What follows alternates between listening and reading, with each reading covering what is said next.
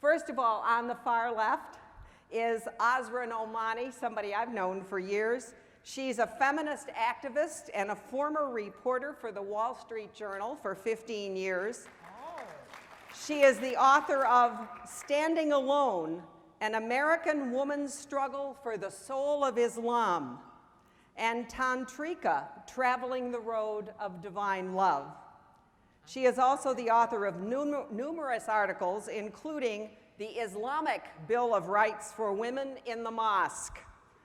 Ms. Romani's story is surveyed in the documentary, The Mosque in Morgantown. And next to her is a woman I haven't met before, but we talked about her on my show a few weeks ago, and that's Kate Kelly. She is a Mormon feminist.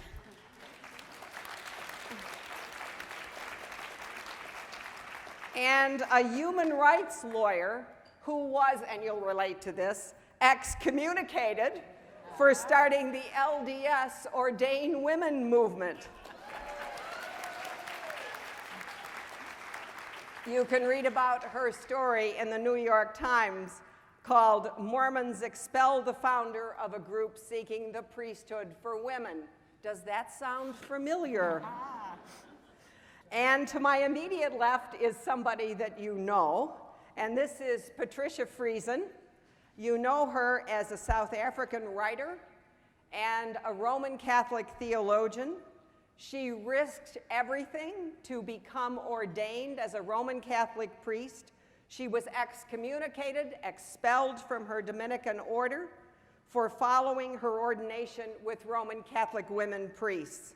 She was featured prominently in the award-winning film Pink Smoke Over the Vatican.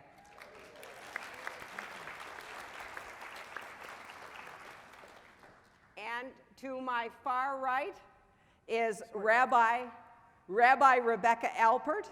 She's a senior associate dean of the College of Liberal Arts and a professor of religion at Temple University. She's the co-author of Exploring Judaism, a Reconstructionist Approach, and also the author of Like Bread on the Seder Plate, Jewish Lesbians and the Transformation of the Tradition, and Whose Torah? Rebecca? And to my immediate right is Christina Reece. She's a well-known writer, broadcaster, and public speaker from Great Britain. She's the member of the General Synod of the Church of England and a former chair of Women and the Church, otherwise known as WATCH, for 14 years from its inception.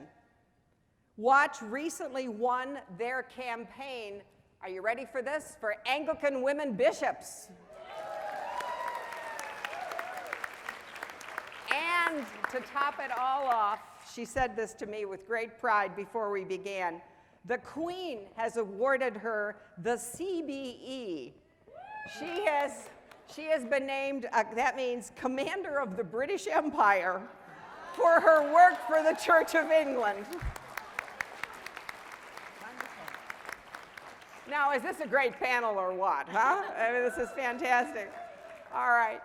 So we have dwelt on the problems of the Roman Catholic Church and trying to seek solutions to the lack of gender equality in our own tradition. And Azra, I'm going to start with you.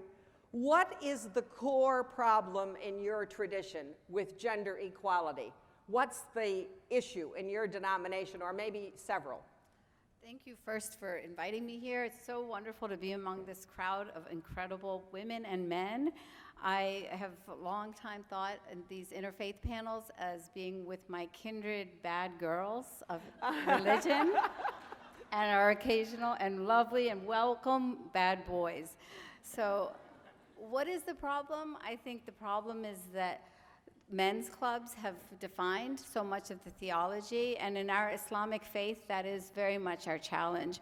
Sometimes I think that we have it easier because we don't face a Vatican, but what we do face in the modern day, in the 21st century, are schools of jurisprudence that have been named for men.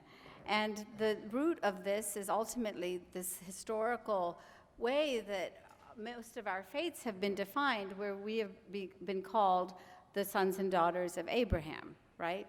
And yet, I always remember that there was Hajar and Sarah at the front, and they are forgotten, and they are forgotten to the modern day. And so one of the great problems is institutional, and I believe that one of the great solutions, should I go there? Is that at this junction in the 21st century, we're debating now whether or not the church should lose nonprofit status on this issue of same-sex marriage, but yet they get protections when they are allowed sexism. The mosques are allowed protection of nonprofit status. And to me, one of the great solutions that we need to push forward is to deny nonprofit status to these places of worship that practice what we call sexism and what we are trying to challenge in our Muslim community as a gender jihad. A gender jihad. Yeah. And you mentioned two women's names, I believe, for those who may not know. Who are they? Sarah and Hajar? Yeah, Sarah. Well, we all know who Sarah is. Yeah, so we know Sarah, right? And we know Hagar as the woman who was kicked out of the home. I went to Hebron this summer, and I was reminded of a poem in which a Syrian woman said, Moshe Kaf said, that Sarah had to find reconciliation with Hajar. So Hajar said, you're right. We should have just kicked the old guy out and raised our boys together. So, sorry if I offend anyone, but again, we have to rethink the conventional thinking, right? And I also trust that it would be true that you're not going to walk into a mosque and find a woman imam anytime soon. Well, we did it in 2005 at St. John the Divine, which gave us space because not a single mosque would allow us. There were men outside who cursed us, and the NYPD protected us because sadly we face possible death threats, right, when we confront our patriarchy. And now, 10 years later, we have had spots where women have led men and women in prayer. There's now a women's mosque that has started in LA, and yet the truth is that there isn't a mosque that I could probably go to in America. Maybe there's one or two secret ones where I can stand in the front row. And to me, that's unacceptable because can we imagine if I told you that there was a mosque down the road where a black man had to sit only in the back row? It would not be acceptable. And yet women are given the second-class status as if it's okay. And that's what I think we have to make unacceptable. And if I can just throw in one last comment here, and that's what Azra is known for and how she became the iconoclast that she is. You walked to the front of your mosque in Morgantown, West Virginia, and knelt down to pray, right? I did, and if we think about it, 21st century, that's an act of courage. That's pretty sad. Yeah. And what I followed up with was a trip to Rome where I went on my own heretics tour and went to all the places where people in the church have been ostracized. And there I was so proud to find a secret mass that was led by a woman. And that was such an exciting experience for me. And you all inspire me in a way that you can't even imagine, because I think you all know that we are the black sheeps of our faith. And we, I believe, end up having more kinship amongst ourselves than sometimes we do with our co-religionists. And I feel that way with all of you. I feel like you are my sisters in the struggle and my brothers in the struggle. Yeah, I think you mean the outside sheep. Yes. Yeah. Yes. All right, Kay Kelly, tell us about the Mormon Church. What are the problems there? In 25 words or less. This is so many problems. I think the main difference between, for example, Catholicism and Mormonism is that all Mormon men are ordained. Mm-hmm. And so you're ordained when you turn 12 years old. So every single Mormon man who's active in the Mormon Church on planet Earth has the priesthood. And no Mormon women have the priesthood. So when Mormon women are ordained, it will affect millions of women worldwide. And so the problem is that you have to be ordained to the priesthood in order to have any leadership role, in order to have any financial responsibilities, in order to participate in any sort of authority position in the church. And so there are 12 apostles in the Mormon church. They're all men, mostly white men, mostly live in Utah. And so women have no access to any sort of leadership in the church. And that trickles down into every other area. So that's the main problem. Right, and is there a theology to back that up, I assume? I would say an excuse rather than a theology. There actually isn't any, if you go back to the Mormon church, it's actually much easier than Catholicism in that it was started in 1830. So there are original accounts of what happened at the founding of the Mormon church, and if you look at Joseph Smith papers, Joseph Smith is the founder of Mormonism. He said that women were to be ordained, as in Paul or Enoch's day, and that the Women's Association was to be a society of priests. And so there's pretty strong evidence that the founder of Mormonism intended women to be ordained and to have a much larger role. In fact, Mormon women had a much larger role at the beginning of the church. They would give blessings. They participated in healing rituals. They had a much, much more expansive role than they do now. So it's actually worse now than it was in the 1800s for women in the church. And Mormon women, Utah women were the first to vote in the United States of America. Right. Women in Wyoming got the vote first by the legislature, but we had the first election. So in Utah, women were the first to vote. We had the first female state senator who ran against her husband, who was a polygamist. And she won in Utah. So yeah, we have a really rich feminist legacy, but things have gone the wrong way. Yeah, sour, I think they Things call have it, right? gone sour. Yeah. And it sounds like you, like we Catholics, are plumbing that tradition, looking for signs of women's rights early on.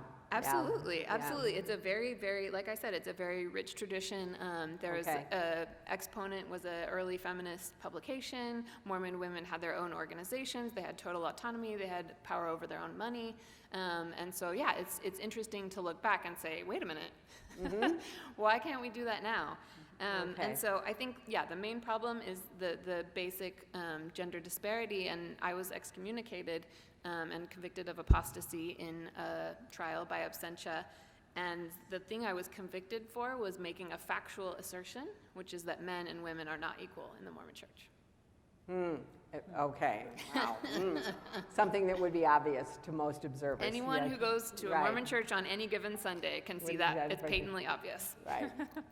Now, Patricia Friesen, of course, you're a Catholic, and we kind of have a few ideas from the last couple days what some of the problems are, but would you have anything to add to that? I think the core problem is the misogyny and the patriarchy in the Catholic Church, which has led to an endemic clericalism where the ordained and the ordained officially can only be men, make all the decisions, decide on what is proclaimed as dogma or definitive teaching, and women are simply excluded from all ordination and therefore from all decision making and therefore from practically all the power.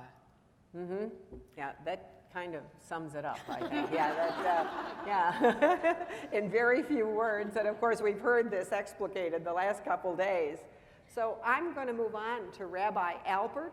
Now, you're a Reconstructionist, Rabbi, which Yes. you might briefly say what that is, but I think of Judaism in its, at least in the conservative reform and Reconstructionist forms, as fairly progressive.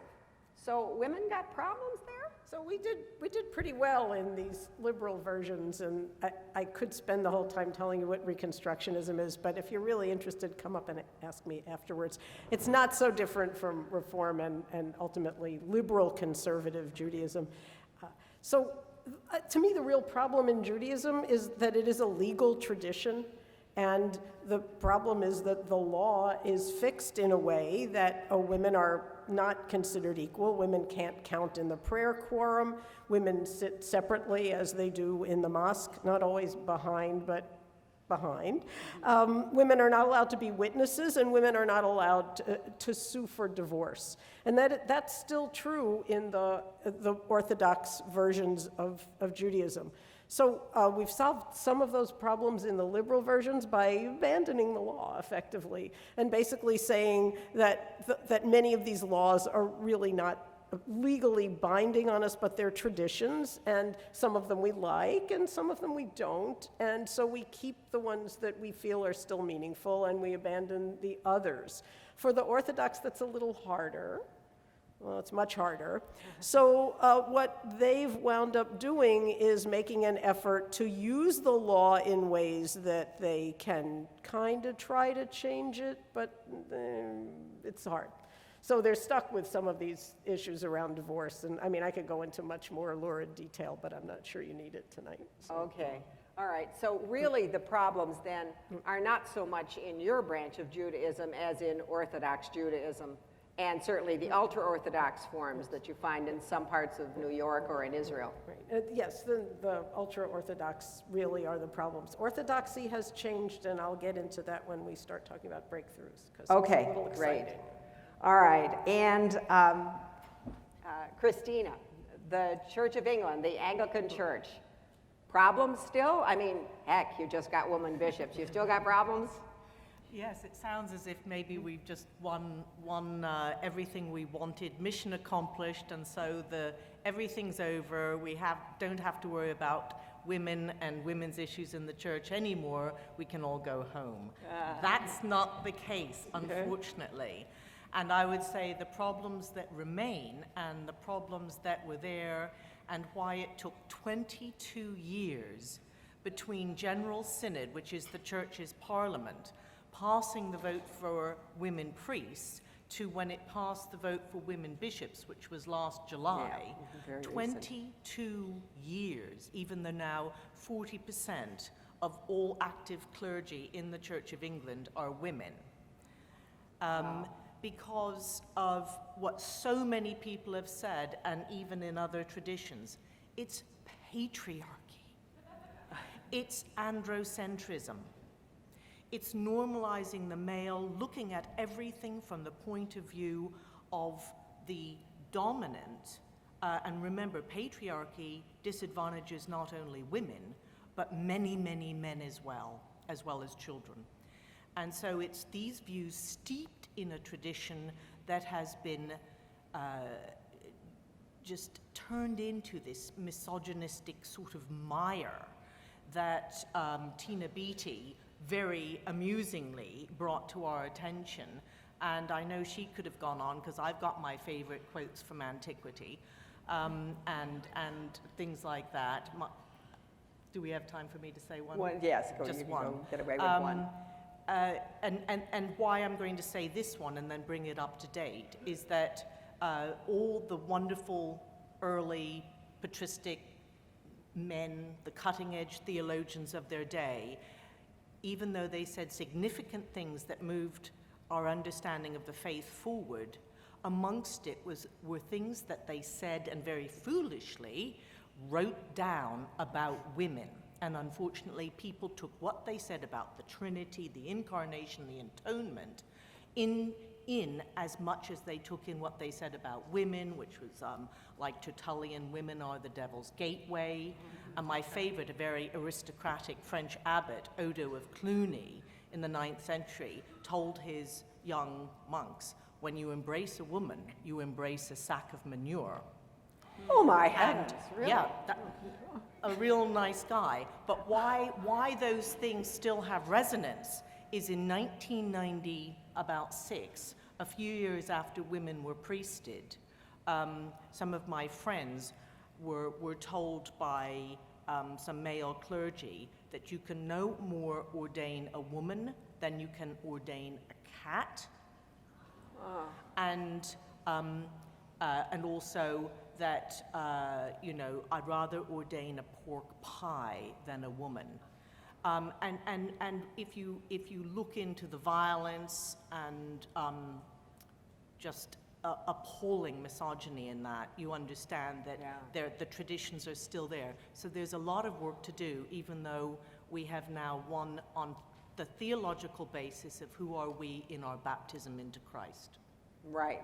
And I'll just let you move into this, because my next question, actually for all of you, are there any breakthroughs on this front of gender equality that we can celebrate? And you probably have the biggest one, Christina, so brag. Well, this has taken many, many years before I ever came along. In the Anglican Church worldwide, the whole campaign for women's ordination started when, after in 1918, the most popular preacher of her day, just about people would line up around the block to hear her preach, a woman called Maud Royden. And she was going to preach in church on Easter Day in a church in London. And at the very last minute, her bishop said, you cannot preach in a consecrated building. And all her supporters were so outraged that at the next Lambeth Conference, which is a once every 10 years conference of all the bishops in the entire Anglican communion around the world, met, and they had the subject of women's ordination, and it was like, absolutely not. 1920, no. 1930, no. And then you're going to love this. In 1935, the then Archbishop pulled together a special sort of committee, a consultative council of all, of course, male theologians, and they were to wrestle theologically with why could women maybe become ordained or maybe not. You know, they looked at it. And at the end, surprise, surprise, in 1935, they said, no, theological reasons, women can't be ordained. And why? And I quote, this was in their report, very foolishly they wrote this down. We do not believe that it is possible for the average male to be present at a service at which a woman would preside without becoming unduly conscious of her sex. Translation, the guys might sort of feel a little bit of lust for the woman. In other words, the men can't control themselves. The problem is the it's men. their problem. Okay. But no, that was put as the theological reasons why women couldn't do it. Yeah. But then quite recently, recently. you not only had a breakthrough on women priests, but the women priesting took many, many, many years, and I joined the campaign really right before that vote went through, and then the women bishops went through, and we had legislation and many different debates in General Synod. And then a few years ago, right before the successful debate, we had what I call the Great Implosion.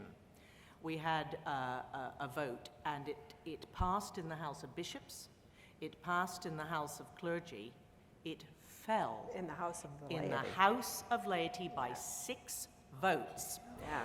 And these were the lay people who were on the spectrum, the tradition spectrum, the traditionalist Anglo-Catholics, as they're called in the Church of England, if they're against women's ordination, to the conservative evangelicals who call themselves headship evangelicals. And they just didn't want it at all. And you know what? It was the best thing that could have happened, because 18 months later, we put together a new legislative package that was better, lighter, less discrimination in the face of law, and it went through. Yeah. And it made people so angry. It galvanized the people out there in the parishes, in the congregations, who'd never got involved. Yeah, congratulations on that one. May I add something about the Catholic Church? All right, yes, and Pat, you wanted to add this in terms of breakthroughs. No, not yet. I want to add something Okay. to what she said.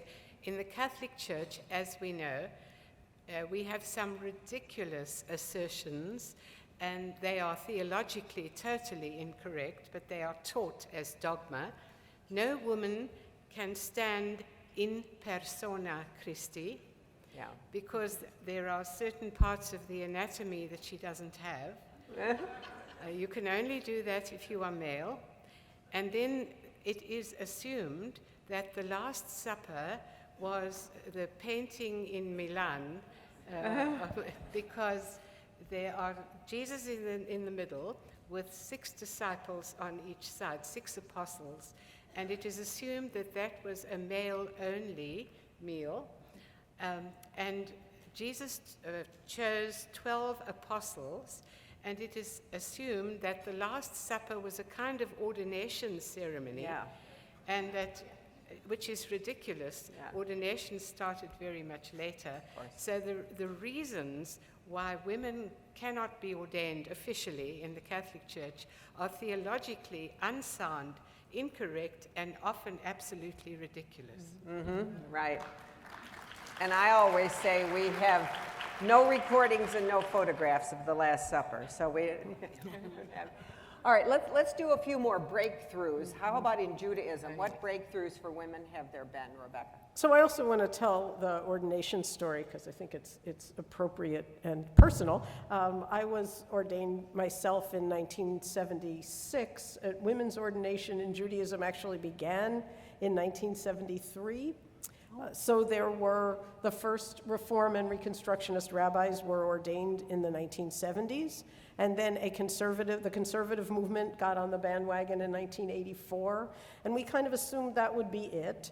And so, because the Orthodox were so recalcitrant, it just was never going to happen. So we started looking back instead of forward and realized that in the Middle Ages, there were a lot of women who got up publicly to preach. The historians discovered about, a good half dozen of them that we've kind of dug up from the Middle Ages. But the most important finding, I think, was that during the Holocaust in Germany, a woman named Regina Jonas was actually the first woman in the modern era to be ordained.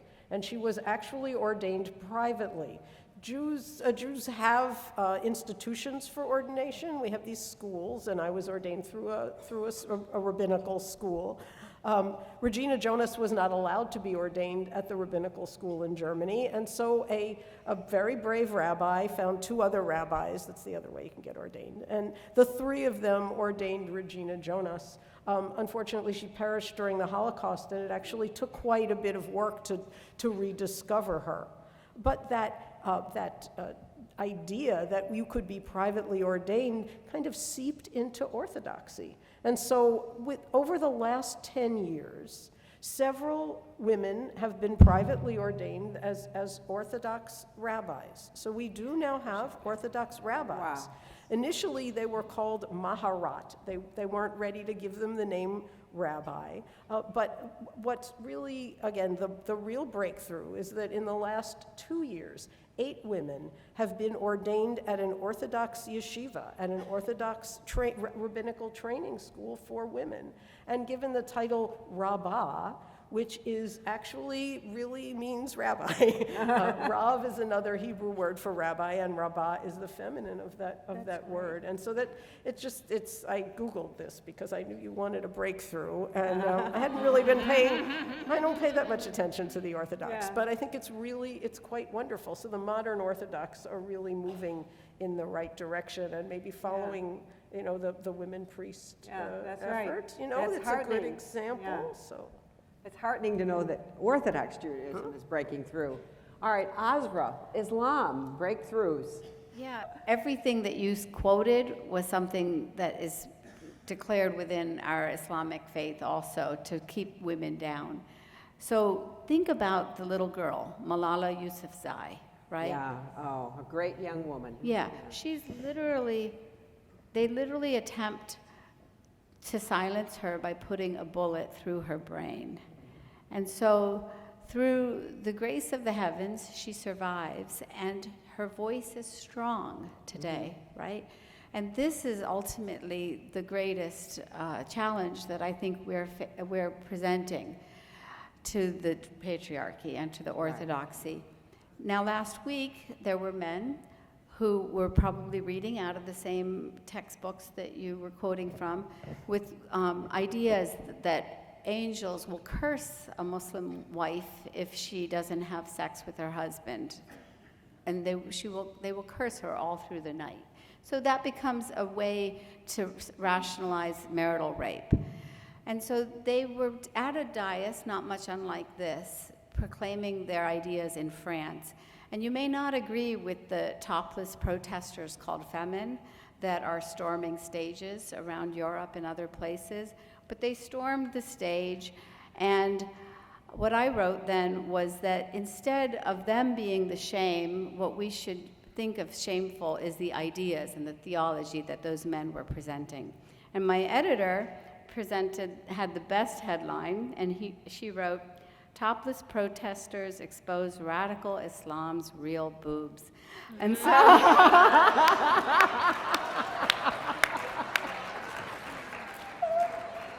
I would have written anything to get that headline.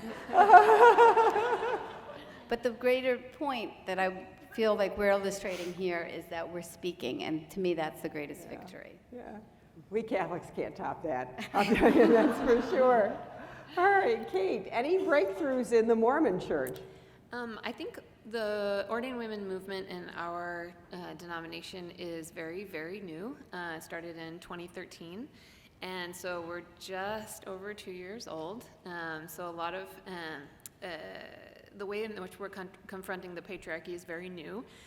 There's not a rich tradition of activism in the church, so this is really the first time that direct action has been implemented in this way.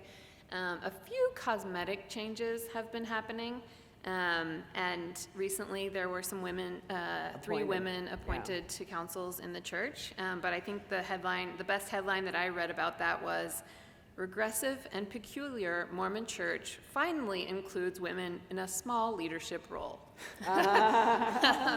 And so I think, like Asra said, I think the biggest breakthrough has been that women are standing up for the first time and speaking their minds. Before we started the ordained women movement, you could literally count on one hand the Mormon women who would publicly advocate for ordination, and that was in 2013. And now we have over 700 profiles on ordainedwomen.org. We've had 500 Mormon women show up in Salt Lake City for a direct action and try to attend a male-only priesthood session. Wow. So to be turned away one by one. And I think the real breakthrough is women standing up and fighting back. Yeah, wow. That is something else. That is great, yeah. And Patricia, can you name any breakthroughs we've had in Catholicism at all, other than this conference? This conference is a very big one. However, in many countries, certainly in Europe where I now live, there is such a shortage of male priests that more and more women, lay people, including women, are beginning to lead the services. They call them communion services usually, but they are taking leadership in the church and doing it very well, including the preaching. And that's happening all over. So that is legal. That's one breakthrough. I believe recently a nun from Brazil was appointed to one of the into the Curia, one of the congregations at the Vatican. Just how much say she actually has, how much vote, that was not announced. However, that's a little one. The biggest ones in the Catholic Church are from the ground up. I believe that WOC started in 1975. That's right. Is that correct? Yes. And WOW started in 2000 and? Something. 1996. 1996. Those and all the member organizations that belong to WOW, these are, you are here, and this is one of the huge breakthroughs. It's coming from the ground up. And truly, I learned from Nelson Mandela that when a law is unjust, we must speak up, we must promote awareness, and it must be changed. And if is not changed, and usually those in power don't want to change it, we must break it. That's what we women priests do. That's what so many of us do. We break an unjust law. Right, yeah. And I dare say another breakthrough is when you hear the media talking about Pope Francis, and they're talking about potential problems he might face here, the issue of women's ordination comes up just about every other question. Oh, that's true. So it's, you know, yes, we love him, but, and that's the first but. All right, one final question for all of you up here, and then I want to open it up to the people here. So I'd ask you to be brief so we have a little bit of time.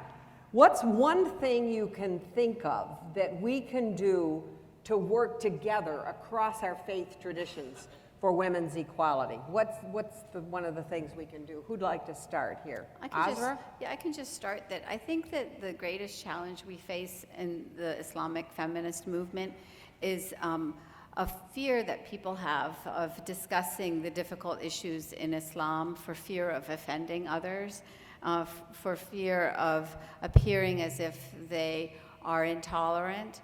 But I always say that please look at the issues within Islam just as you would any other faith.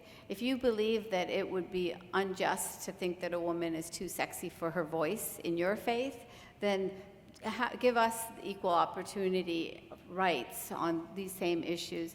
If you believe, as you have, most of you, that a woman shouldn't have to go into a place of worship with a scarf, right, which is what Vatican II erased, then well, what about an option in our mosques and helping support us in advocating for hijab optional mosques, where you get a choice of whether you want to cover your hair or not?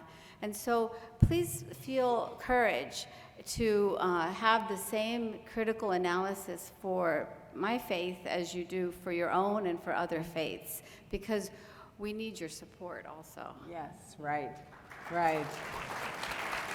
And Kate, I'm just going to move down here. What can we do to work together? I think the main thing that we need to remember and keep in mind is that gender discrimination in religious traditions affects all women, not just women of faith. For example, in Utah, Utah has one of the highest pay gaps between men and women, lowest college graduation rates. I could go on and on and on. And those things affect all women in Utah, not just Mormon women. And so I think the most important thing is to make it socially unacceptable to discriminate in all faiths. Right now, the Mormon Church is in very good company. All other churches, all other major denominations also equally discriminate against women, and so they don't feel awkward. It doesn't cause them grief because it's socially acceptable to discriminate against women of faith in your own faith tradition. And so I think we need to work together to speak out. We've done equal in faith activities with the Women's Ordination Conference, where we get together and we all say what we want is gender justice in our faith traditions. And so I think it's key, it's speaking out, it's letting people know that this, even if you don't believe in God, this affects you negatively. And so it's important to reach out to Muslim women and to Jewish women and to Catholic women, and so we all know that our struggle affects all women. Yeah, that's true. That's true. And it should be said, though, that there are many of the Protestant traditions where women indeed are treated with, from what I can tell, at least from the outside, a fair amount of equality.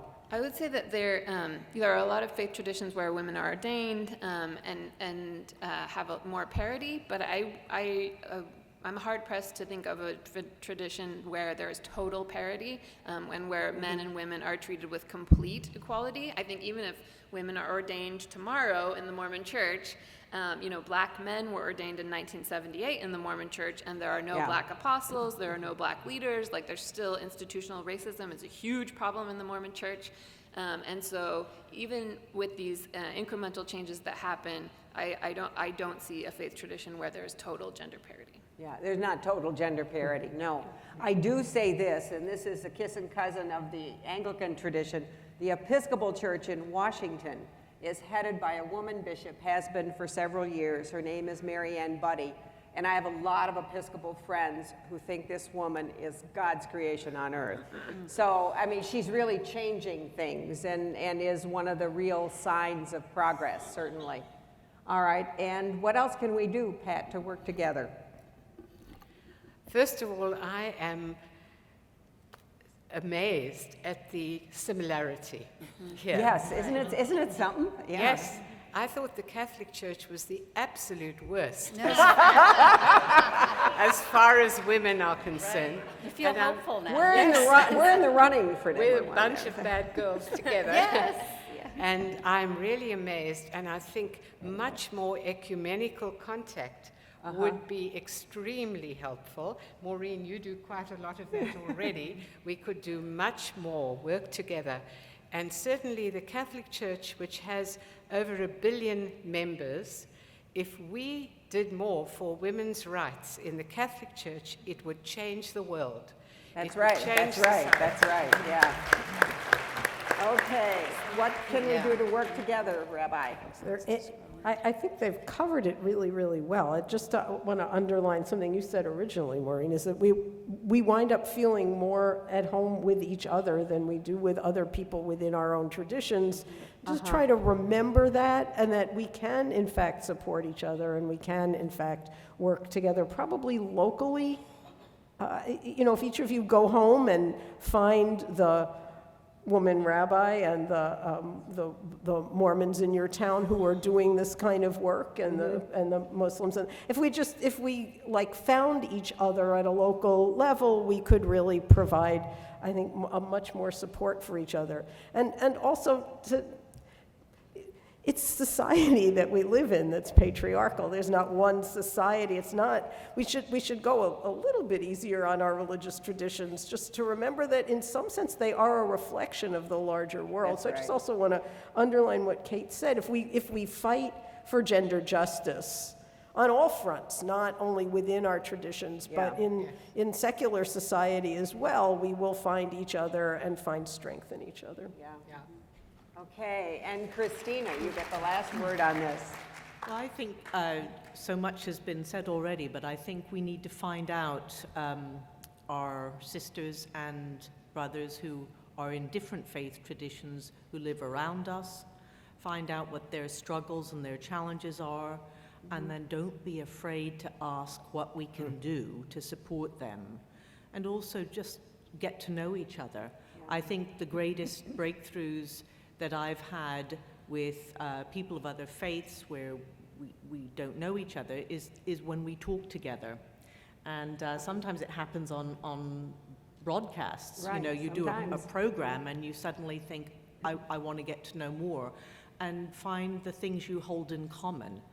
And it is within the context. We live in a patriarchal world. By and large, there are very, very few societies that are not affected by what we've all been talking about the entire time we've been here at this conference. And this is damaging and degrading the lives of women and girls and shortening them and allowing many of them not even to be born, and allowing those who, in some cultures who are born, not to take many breaths before they are killed. And this is going on. And even in a place like England, 1 in 4 women will be abused by a man, most likely that she knows. There's still a huge pay gap between men and women for the same job. And in a recent survey of 15, 16-year-old boys and girls, young men and young women, a scary, I forget the exact statistics, but a terrifyingly high number of them thought it was okay for boys to hit girls under some circumstances. The boys thought that, the majority of boys thought that, and the sad thing is the majority of the girls thought that as well. So I would say another thing we can do is remember the girls and remember the texts that they're being presented with and the traditions, and try to find out what their fears are, what they want to do, and what their vision is. Because what's kept us all going is our vision of a kingdom of God on earth where men and women are equal, where in the body of Christ, Jesus Christ is the head, not any human being, and where we embrace our sisters and brothers of other traditions as all part of God's family. And we need to keep that vision alive and well and paint that picture. Paint the picture of the vision of what we want. Don't just be overwhelmed by the problem and the challenge. Paint the vision and keep that vision, and as far as we can, live as if.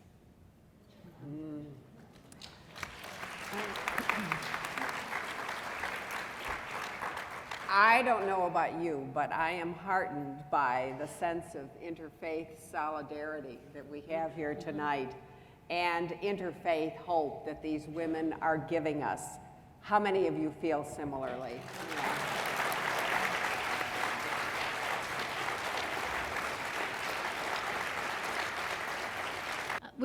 I heard all of you say, talk about the importance of divinity. We're fighting for the priesthood.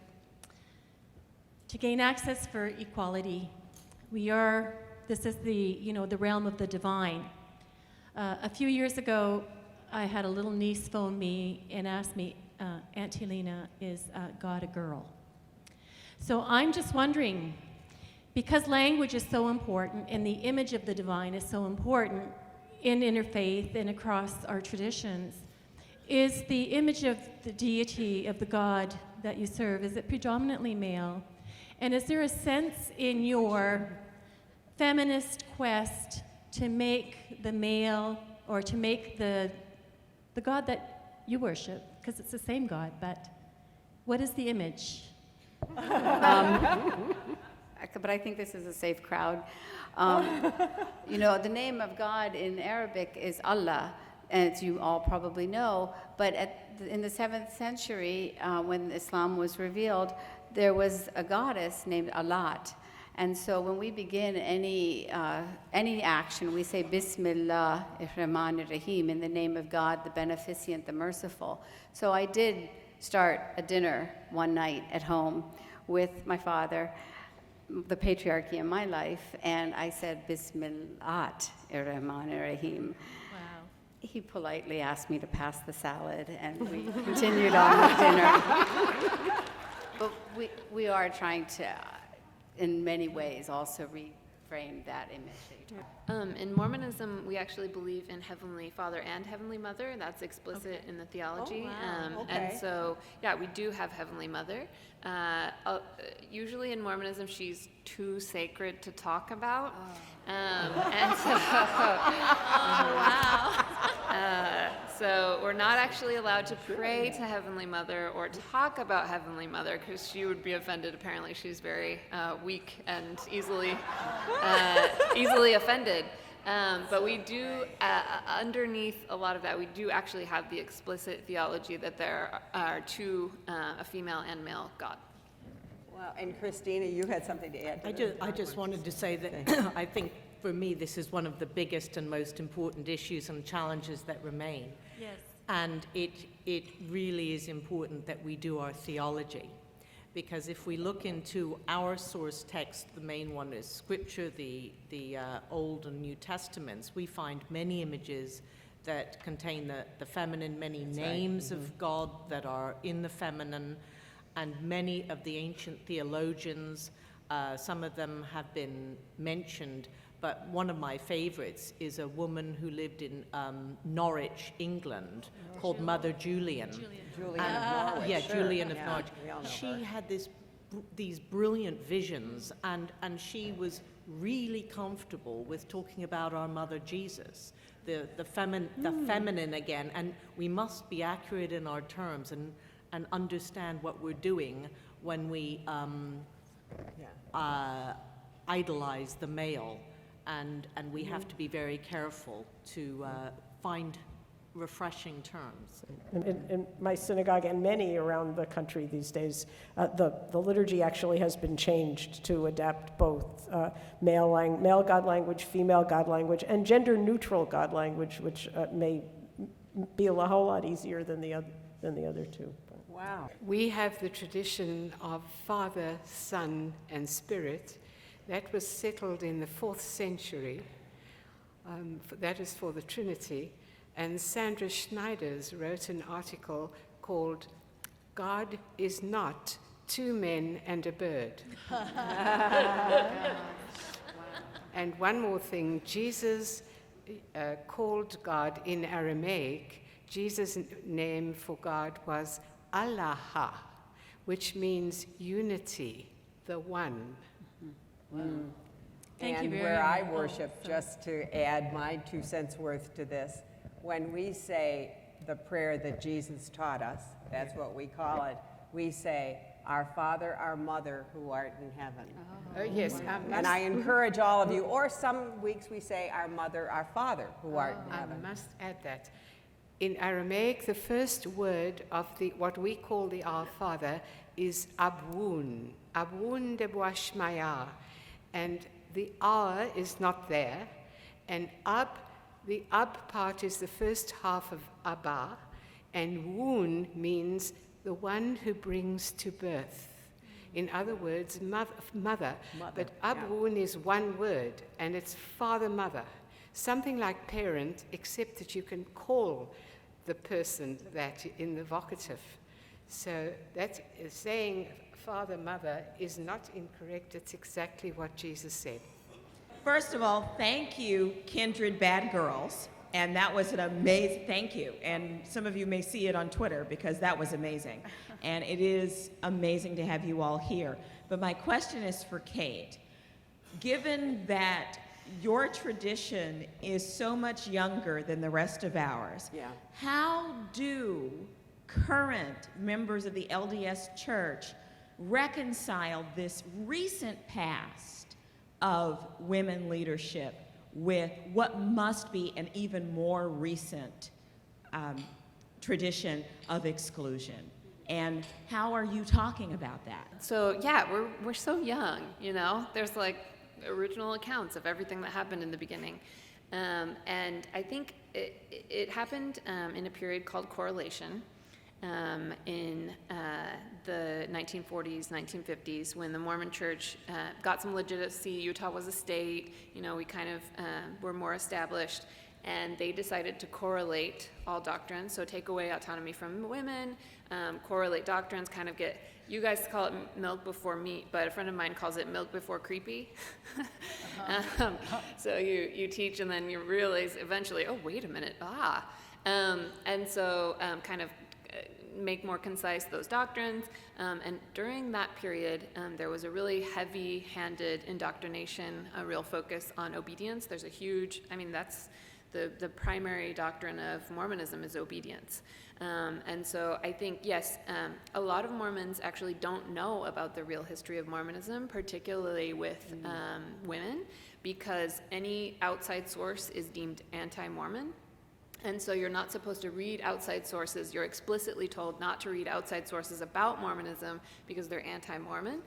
And so it's a really, they actually have quite tight control over what people intake about Mormonism, and anything that's critical is anti-Mormon. And so what we are doing as a movement, there's a series of missionary discussions. If you see Mormon missionaries riding their bikes around and teaching people and trying to convert them to Mormonism, I was a missionary in Spain, and so I know how this works.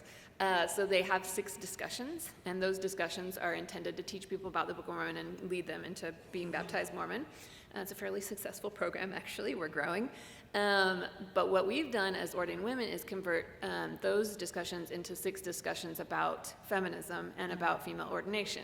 So we have 6 discussions on our website that go through the history of Mormonism, go through feminist history, and kind of help people go through asking questions.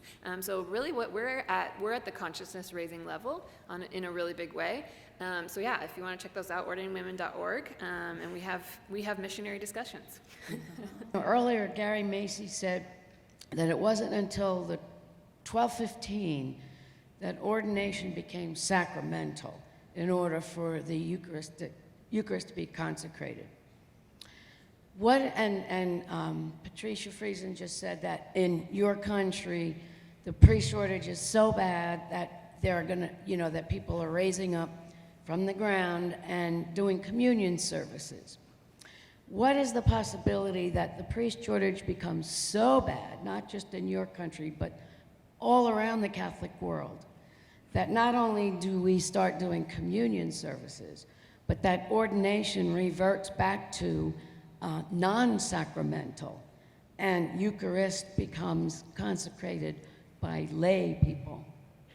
I've got a comment on that. There are already movements like Women Church where people gather and they have a Eucharistic service without a priest. Yeah. That is already starting, so that is coming up.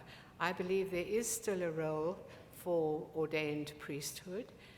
Nevertheless, that is growing, particularly here in the United States, as far as I know. Yes, and I would like to ask, even for an anonymous show of hands, how many people in this room have ever been to the celebration of a Eucharist that was led by a woman? And I don't mean okay, all right. How about a non-ordained woman? Okay. There's your answer. It's my experience too, is it's happening all over the place, and no one is talking about it, particularly in the intentional Eucharistic communities. Yes. Right. It is. You're right. It is largely quiet, shall we say, at the moment.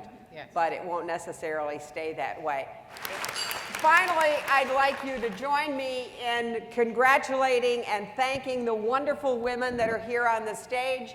And I want to encourage all of you to engage in these interfaith conversations. Wasn't this incredibly rich?